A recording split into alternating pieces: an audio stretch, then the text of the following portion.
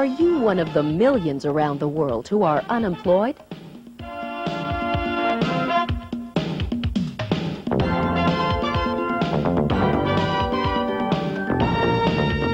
Are you in a job or two that put meals on the table but bring you no fulfillment?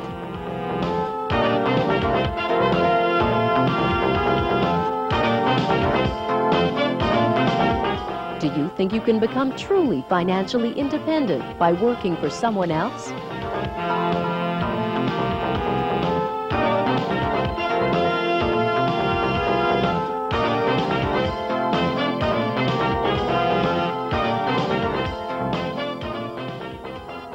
If you fit into any one of these three categories, fasten your seatbelts.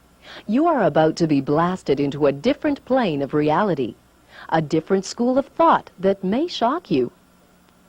All the principles in this plane of reality are not entirely new.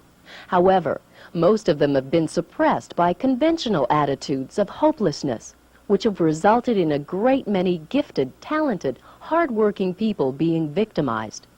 A lot of these people are potential millionaires that never reach their potential. There is a man that feels so strongly about this plane of reality, he feels he must share it. He believes there is no unemployment. There are just people without jobs who are not aware of the abundant resources available to all people. He also believes that you are practically digging your own grave if you are on a job that does not fulfill you. And finally, he believes that you cannot truly be financially independent unless you are in a position where, if there is only one paycheck that can be written at any one time, this check will be written by you, payable to you. This concept may sound radical on the surface. However, if you logically examine it with an open and clear mind, you will come to agree with it, like many others who have heard this man. He goes on to say that this plane of reality is open to and accepting of all types of people, no matter what your age, gender, race, religion, nationality, or educational status. This man is Victor Inkh-Ztar. Listen to this. You got to have faith in yourself. You got to believe that you got a lot more than most people are willing to say you have.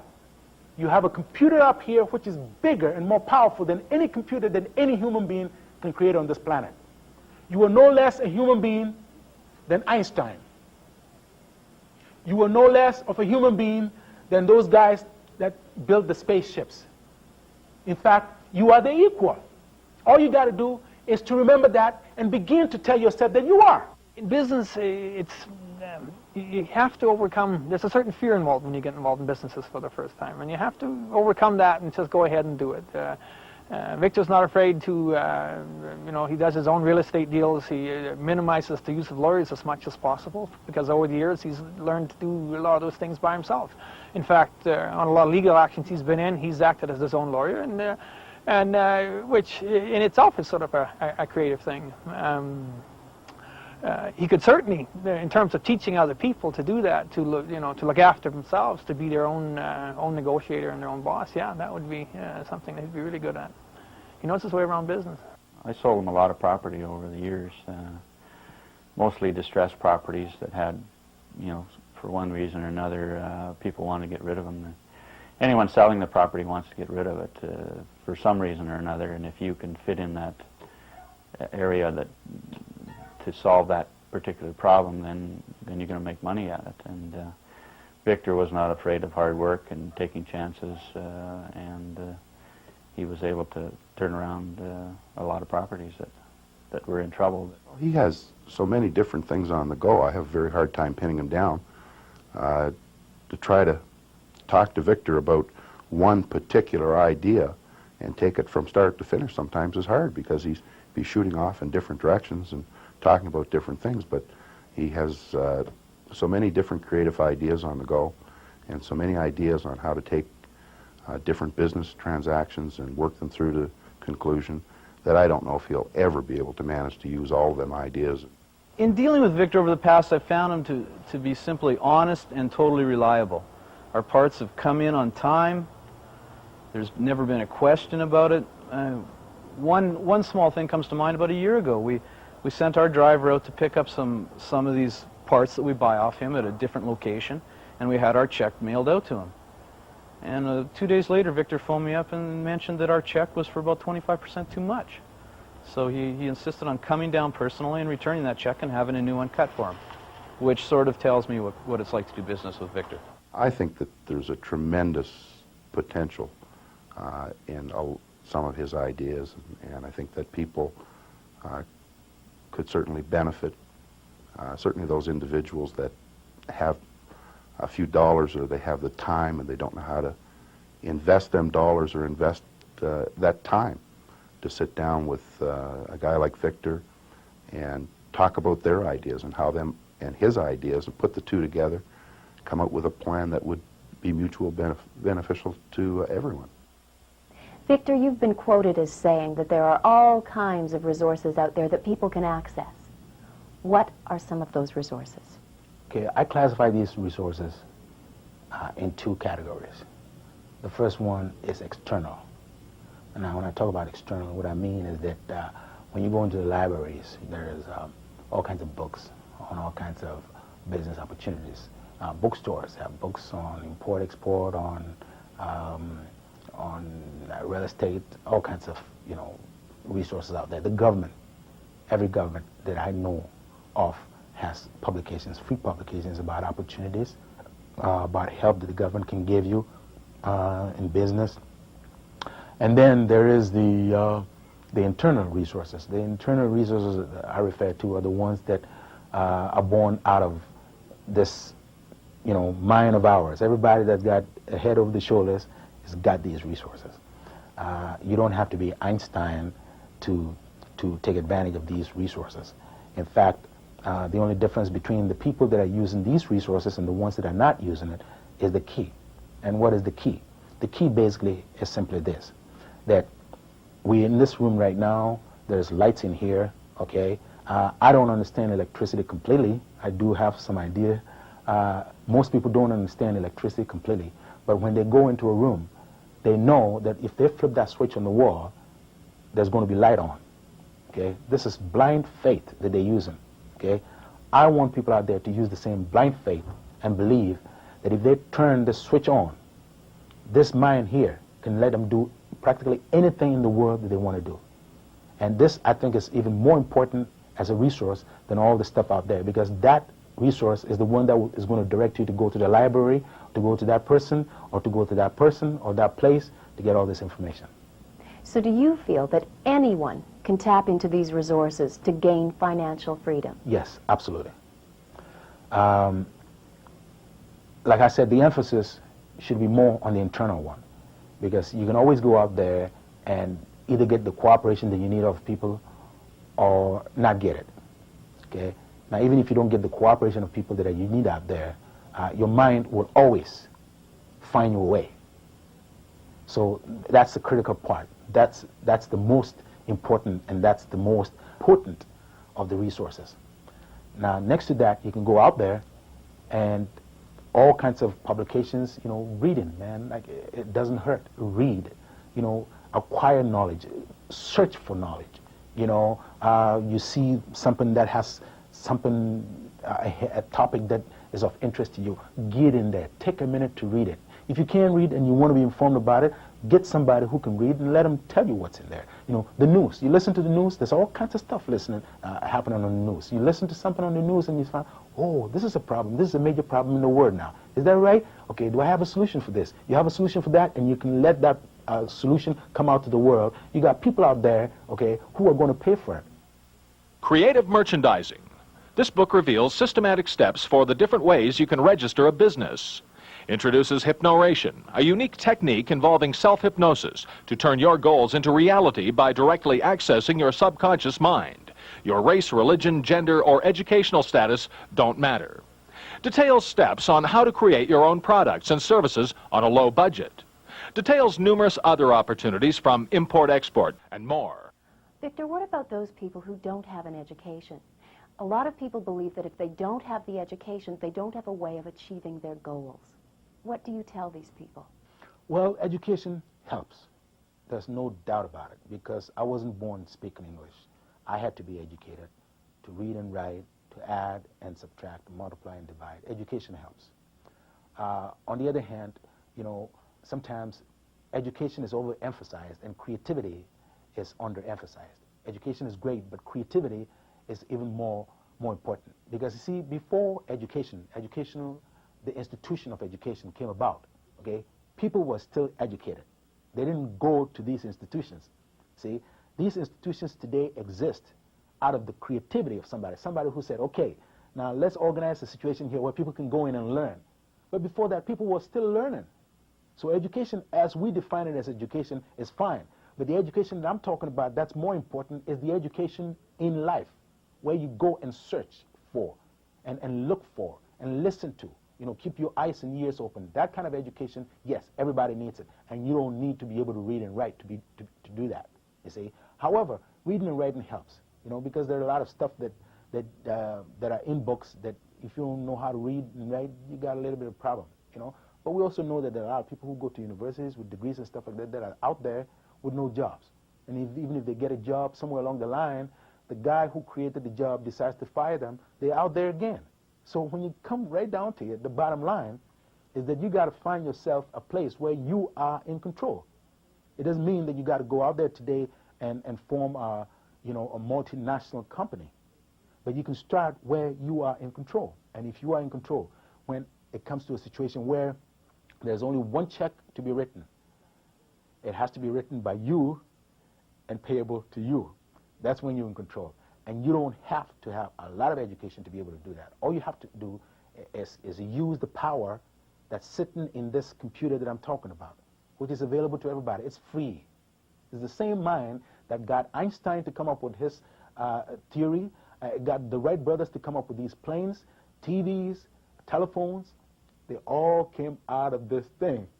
Okay, Victor, let's talk a little bit more about these resources. Let's say someone wants to start their own business. What do you suggest to them? The first thing I would suggest to them is that they go to the corporate registry in the city that they reside in and register as a sole proprietor. That doesn't cost a lot of money. It's the easiest way to register a company. You go and register, it'll probably cost you $20, $30, and you've got a company. And all the benefits that, tax benefits, tax breaks that are available to companies will then be available to you. It's not a limited company. It's not incorporated, so if your company owes money, you basically owe it, you know, as opposed to a limited company where if your company owes money, you don't necessarily owe that money. So the easiest way to get into business is to go register as a sole proprietor. It's very simple, okay? The trickiest part is the choice of name. You should choose a name that makes you unique, because if I've got Victor I. Lawns and somebody else has got Victor I. Lawns, then we got a problem there, right? But once you've done that, then what? So you registered as a business, then what? Okay, what's more important at that point is to find a product or service that people out there need that they'll be glad to pay you for. There was one time Victor called me up and he'd got a deal on coveralls. He'd bought thousands of coveralls somewhere, and having come across coveralls, not being in the coverall business, but having come across cheap coveralls, saw a deal and bought the coveralls, and then went out and created the market, found and went to service stations and places of that sort, and sold these coveralls. I think did quite well at it. Well, there was one point last year where we decided we were going to try some mail order, and I had just mentioned this to Victor, and he had faxed through 5 or 6 pages to me right away on some great items that were hot in the store and that were being advertised on TV. He faxed them through with wholesale pricing, quantities that were needed. The one thing he mentioned to me on the telephone that wasn't on paper was, you know, see what you can do with the quantities. I mean, I can always work. I can always find someone else.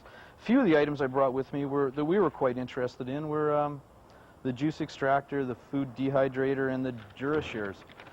Some of these prices that Victor had given to us were just absolutely great. Wholesale pricing being anywhere from 100 to 400% lower than the retail that he's got down here. And after I checked some of these retail prices, I found them to be lower than what the stores were selling them for as it was. After I left the bank, to go out on the business on my own. For example, I introduced Victor to another friend of mine who had some cash that wasn't earning very much money in the bank with the low interest rates these days, and he was looking for a way to maybe improve his return a little bit, and Victor managed to find him some clothing from a clothing manufacturer that wanted to liquidate, and it was probably $100,000 worth of retail value in the clothing, which my friend managed to purchase for $10,000. Victor had pre-sold about 2/3 of that clothing.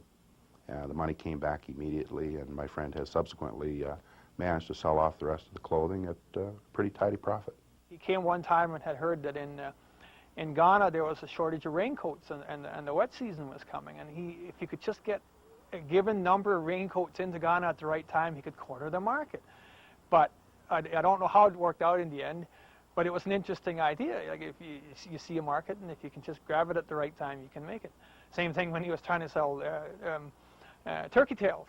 You could buy turkey tails somewhere in the States for 7 or 8 cents a pound, and in West Africa they're considered a delicacy. And if you can pull that off, you know, moving something at 7 or 8 cents a pound in one area into another, then you're going to do all right at it. From $500 to $1 million. This book reveals the exact steps Victor took to turn $500 of his own money to $1 million in 16 months in real estate. Finding the right property by researching, investigating, analyzing, and then making offers that vendors respond to. Everything you want to know about buying property with $1 down, and how to even put money in your pocket when you buy. Several unique ways to dramatically increase the value of property without waiting for inflation to do it. Introduces Landlord Security Bureau, a unique concept that gives everyone an edge in real estate management. Give us an example of how you have used these resources. For example, start out by talking about your import-export business. I had decided at one time in my life that I wasn't going to work for anybody because I had quit a job where the reason why I quit was because I had some creative ideas, and I was trying to get the top brass to help me bring this idea together within the framework of the business. They didn't encourage me. And right at that time, I felt like I was kind of dying within myself. You know, it was so hard for me to get up and go to work. And I figured that if all I was getting out of this job was going out there and doing the routine stuff and getting paid, then what is life about? You know, really. So I quit my job, and I had written out a list of things that I needed in a job. Okay? One of the first things was that the amount of money that I could make should not be limited by anything. The next thing is that if I needed to take off and take care of any family business or whatever, I wouldn't want to put myself in a position where I was going to ask a boss to give me permission to go take care of my family. And these two were on the top of the list. And I didn't really find any job that I felt that I could get these two top things in. So I decided to create my own.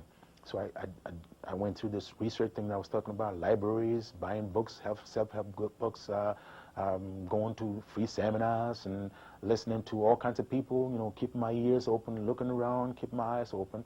And I had a bunch of clothes that I was wearing that came from Africa. These were stuff that were made in African fabrics, came from West Africa.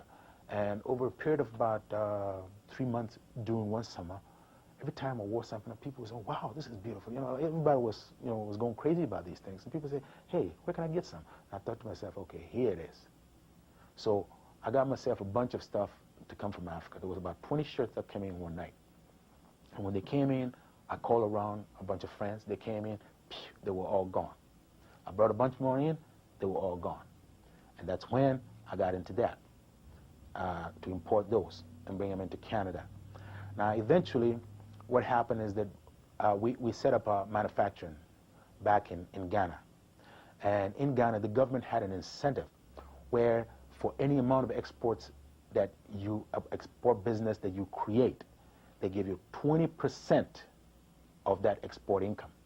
In other words, if you manufactured $1 million worth of exported items and exported them, okay, you don't even have to factor in your profit.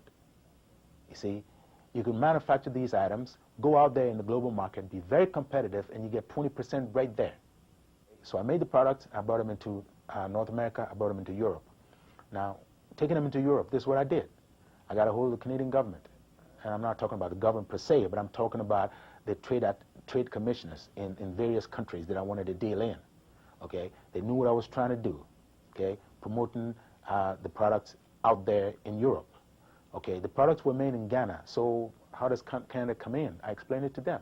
All my profits, okay, on the markups that I put on the products came into Canada. So there was a Canadian element. Right there, the Canadian government also helped me. You know, I spent about 5 weeks in Europe promoting these products, appointments that had been lined up for me, meetings that were set up that I didn't have offices in Europe. I used the Canadian embassies right there. Even some of them even picked me up from the airport when I landed, saved me thousands and thousands of dollars because there was a Canadian element in there. The Wealth Within Your Talent. This book introduces 2 unique marketing concepts that will turn the talent of artists, sculptors, musicians, singers, and songwriters into cash. Artists of art can finally turn their art into money by tapping the open global market with approval only from the consumer. Artists of music can now finally get direct public access to the consumer without a recording contract. What about your real estate activities? Those are quite extensive as well. I decided that I wanted to make myself $1 million in real estate within 24 months. I bought my first apartment building with $500 of my own money. And within 16 months, I had made the $1 million that I wanted.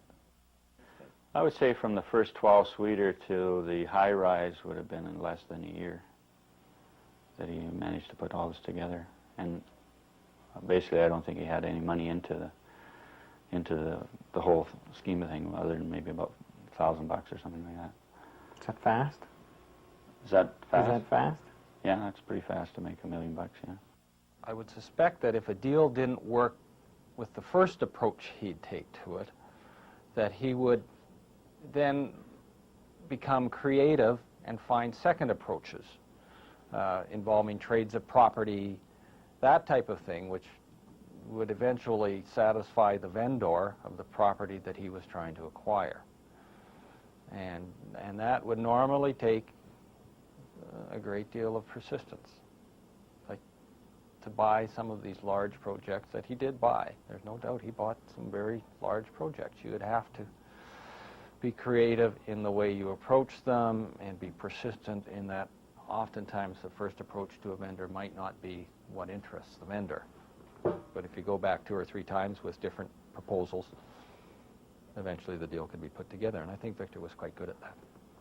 Victor knew how closing transactions worked, what had to be done. He knew where the land titles office was. So the things that lawyers would normally do that realtor or that real estate developers might not be aware of what exactly had to be done, Victor knew. So he could do them. Creative merchandising, one of your books. So based on what you've said, Victor, anyone can go out there and gain financial independence? Yes, absolutely. Anybody. If they can read, they can follow the steps, and they can do every single thing that I've said in there, plus more. So how long would all of this take before someone would see monetary rewards from the results of your book, Creative Merchandising? It wouldn't take any longer than most people go out there and look for jobs. In fact, a lot of people are looking for jobs, and they look for jobs for 6 months, and they still don't find jobs. Most of these ideas here can be implemented within 30 days to start making you money. Let's look at the next one. From $500 to $1 million in 16 months, The Money Machine Series 2, Creative Real Estate Purchasing. I'm going to ask you the same question. How long would it take before someone could see results from this book? If a person sits down and reads through the concepts here, I don't know how long it will take them. If it takes them a day to go through the whole thing, or if it takes them a week, they can immediately then go out there and start making phone calls, start looking at properties. Some of the dealings maybe take a few days before they can put a deal together, because they have to be, they have to look for certain specific properties, and they have to deal in a certain way. But within 30 days, anybody can start putting those concepts to work and actually see stuff beginning to happen for them within 30 days. And The wealth within your talent. The Money Machine Series 3, releasing the wealth in your art and music. Let's look at the back here. Your talent is appreciated by all that experience it. It is comfort to some and joy to others. It is fulfillment for you and amazement to others. We are so fortunate to share your talent, we can never get enough. Victor, this sounds like poetry to me. Yes, but there are a lot of talent out there. You know, both people that can paint and draw and stuff like that. And a lot of them, even though I have this potential to be very wealthy, and I'm not saying that the talent is there just for the wealth, but you know, it's there for the fulfillment. But unfortunately, most of these people don't have a lot of time to spend on their talent because they got to go out there and work somewhere else. It would be really great if these people can make money off of their talent and be able to spend more time on their talent so that they can enrich the world, you know, with their talent. And so there are concepts in there. You know, artists, for example, can turn their pieces of work into products that are easily sellable, more easily sellable. And I've got all kinds of ideas in there. Musicians that have, to this point here, have been rejected and rejected and rejected. I've got a concept in there that will finally take their product and put it in front of the consumer directly, where the consumer will say, I like it, I want it. I don't like it, I don't buy it. Outside of the 3 books, you also have some supplementary publications that you're willing to pass on to people. Cleaning Up Your Credit Without Going Bankrupt, Landlord Security Bureau, Chow on Wheels, and it goes on. That's a lot of information that you're willing to pass on to people. If I lived to be $1 million, I still couldn't implement all of my ideas. There's no way. A lot of times I joke that I wish I had clones of mine. I had 10 of me, you know, all doing some of the things that I have here. Unfortunately, that's not the case. So what is the point of me having all these ideas, some of them which are actually sitting back on the shelf someplace because I've chosen to do this instead of that because this gives me more fulfillment and more money than that. If I have all these creative ideas, then I might as well share it because it's not going to cost me anything. In fact, there is a spiritual fulfillment in sharing my ideas. It's going to be more enriching to me than any money that I could possibly make. Here's one of the other publications that I didn't mention, The Fountain of Youth. Victor, have you found the Fountain of Youth? What's going on? I would say I have, you know. How old are you anyways? Oh boy, I knew that was coming up. Okay, well, you know, I was born 1943. So this coming year here, I'll be 51. No. All right. The Money Machine Package. The complete package includes creative merchandising, from $500 to $1 million in 16 months, the wealth within your talent, cleaning up your credit, Landlord Security Bureau, the business opportunity, Chow on Wheels, the Fountain of Youth, the Money Machine Supplementary Series, cleaning up your credit without going bankrupt, simple steps you can take to clean up your credit without stiffing your creditors with bankruptcy, Landlord Security Bureau, the business opportunity, a new concept to protect unsuspecting landlords from destructive tenants, Chow on Wheels, the business, bringing the grocery store to your door, the Fountain of Youth, the secrets and techniques of a lifestyle that is responsible for the youthful looks and energy of 50-year young Victor Inkh-Ztar. All testimonials were offered without compensation.